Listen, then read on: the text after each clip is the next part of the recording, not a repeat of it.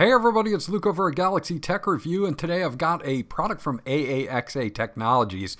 This is the SLC450 1080p short throw mini projector.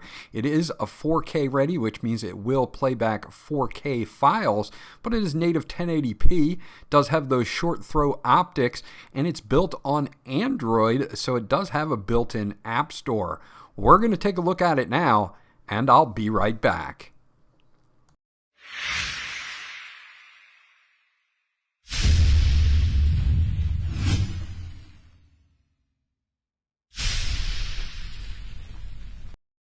Okay, so let's take a look at everything that comes in the box with the SLC450. We do have some documentation here, and you're going to get a thank you card from AAXA, and you're also going to get a user guide. Now, this user guide is written in English.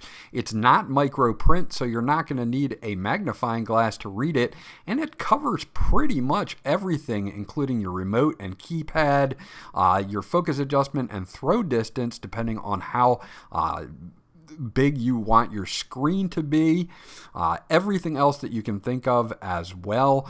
So you do have a lot of information in here, how to get around the operating system and how to play back files and etc. So there's a lot of good information in here. Hold on to that in case you do need it. Now here are all the specs on this, and I'll leave these up at this point in the video. So if I miss anything, you can come back to this. This is a very small projector. It's got Bluetooth 5.0, dual band Wi-Fi, only weighs 12 ounces. As you can see, it's a very small projector. And the first thing that we're going to take a look at is our AC adapter. It's a standard 2-plug to barrel plug AC adapter for powering the unit. It doesn't have a battery inside it, so you will have to keep it plugged in. They do give you a nice little tripod here, made of metal and posable, so you can set this up on a tripod if you wish. If you don't have your own tripod, they include one for you in the box. Now we get a basic remote control, and 2 AAA batteries are included as well. Now let's take a look at the main unit itself. Again, only 12 ounces here, so it is going to be very compact for you to take with you. You've got all your buttons up top. If you don't want to use the remote, you've got your navigation, your enter, back button, menu, volume up and volume down. Taking a look at the side, we've got 3 fans here to help cool this unit. And that cross cools to the other side. On the back, we do have a TF card or micro SD card for adding media, a full-size USB Type A, an LED indicator. On the right side, we've got our on and off switch, our power input. We've got a reset hole. We also have our focus wheel here for manual focus, a full HDMI port, and a 3.5 millimeter headphone out port as well for either wired headphones or wired speakers as well. Now this also supports Bluetooth, so you can hook up Bluetooth speakers or headphones if you would like. On the bottom, we've got 4 feet to hold it in place, but we also have that spot for a tripod, which they include, or you can use one that you already have.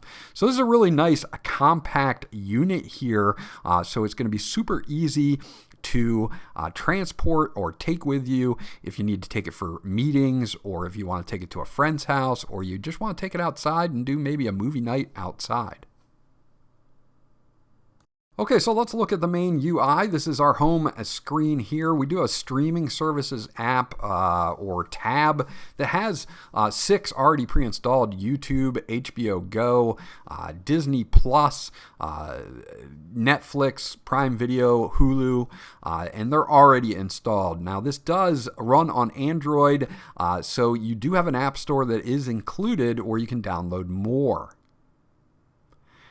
If we want to check out YouTube, it's very simple just to go in, and you can see there we can either sign in to get recommended YouTube videos, or we can just start browsing right from here. So getting YouTube up and running is just as easy as 2 clicks, and you're good to go. take a look at the Wi-Fi setup on this, this does support 2.4 gigahertz and 5 gigahertz Wi-Fi. You can see that I'm connected to a 5 gigahertz Wi-Fi network here, and it makes a lot of sense for the speed. We also have an office suite here.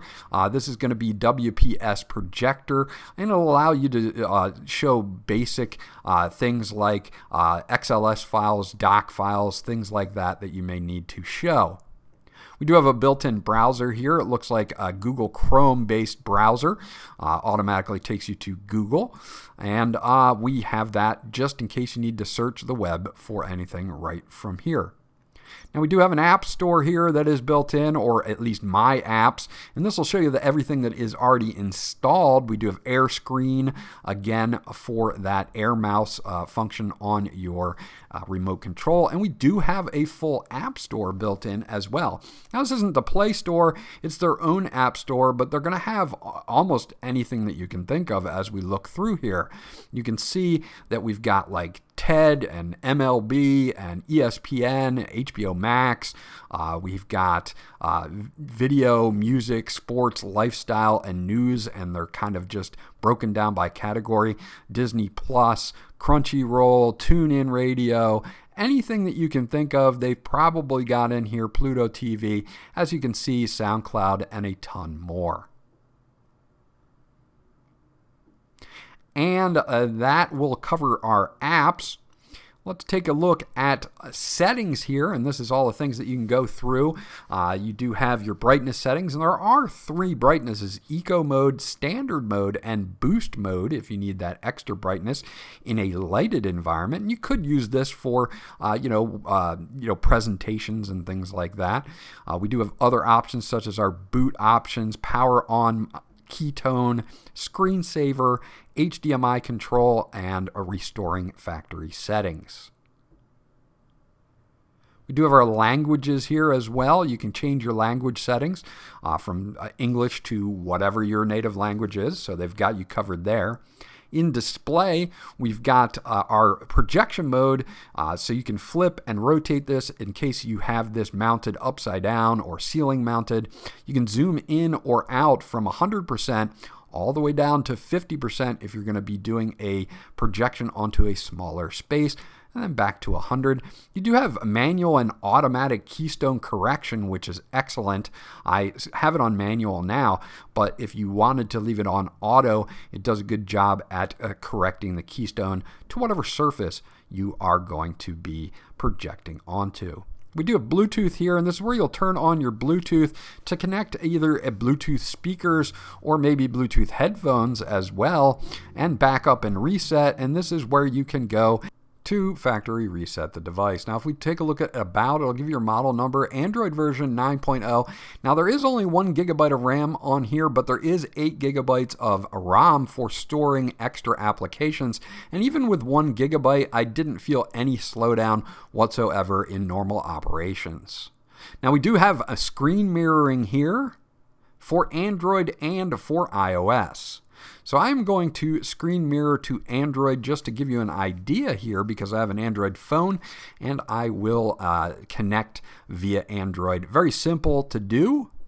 All I have to do is launch my Miracast app on my phone and then connect to the projector, and as you can see, no problems here whatsoever projecting or casting to this. It's nice and fluid. When I scroll through, I can check the news, I can watch YouTube videos. Now if I wanted to watch anything that is copyright protected like Netflix or Amazon Prime Video, I can't do that through casting, but we have those apps already built into this, so it does not really matter.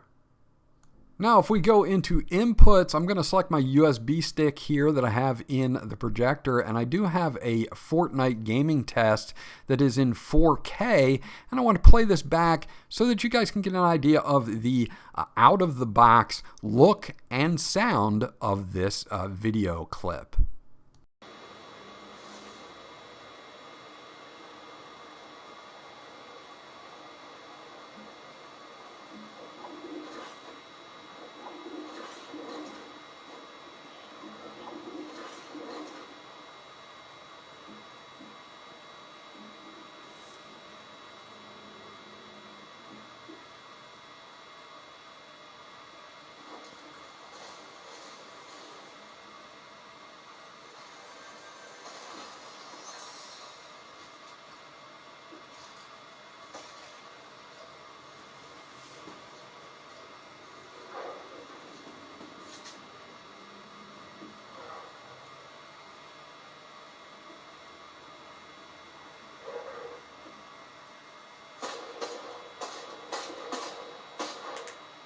Okay, so those were out of the box settings, and the one thing that I noticed right off the bat is the fans are a little bit on the loud side for the speakers that are included in the actual device. So hooking up an external speaker or a Bluetooth speaker or headphones would be advised for this unit. Now, as far as the out-of-the-box picture settings go, they are a very vibrant colors, very color accurate, great for gaming or media consumption. Of course, we can tweak those settings, adjust the brightness, contrast, the colors as well while you're playing back the video clip. So I just wanted to show you the out-of-the-box experience with this, and it's very, very strong for picture settings. Not so strong on the internal speakers, but then again, for a unit that only weighs 12 ounces, I didn't expect it to be very loud for the speakers. So just keep external speakers in mind. So there you go. That's my review of the AAXA Technologies SLC450 short throw mini projector. Now, there's a lot of things to like about this. It's super compact and portable. You can take this literally anywhere. It is native 1080p. It's got a good picture, great for gaming, great for media consumption. It's a short throw, so you don't need a lot of space to project this on whatever space you're going to project it on. The only real downside that I found with it is that the speakers aren't that loud, so you might want to throw in, again, Bluetooth speakers or headphones, and then you should be good to go. Other than that, it's a very strong competitor for a very small package. You've got your built-in app store for any Android apps that you would like, and overall performed very well in my testing. This was Luke from Galaxy Tech Review. I hope you enjoyed my review, and I'll check you guys out on the next one.